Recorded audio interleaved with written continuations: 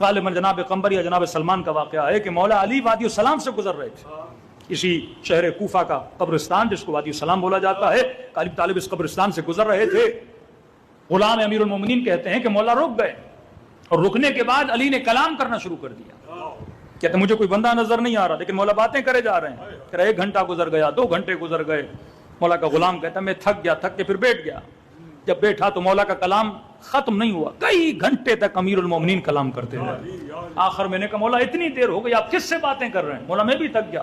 امام نے فرمایا کہ غلام، اگر خدا تمہاری برزخی آنکھوں کو کھول دے، تجھے یہاں ہزاروں کی تعداد میں ارواح مومنین نظر آئے جو علی ابن ابی طالب سے علم حاصل کرنے کے لیے آئے۔ فرمایا مرنے کے بعد عمل کا دروازہ بند ہو جاتا ہے، معرفت کا دروازہ بند نہیں ہوتا۔ یعنی کم از کم ہفتے میں 1 بار مومنوں کو اہل بیت کی محفل اللہ کیا کرے گا؟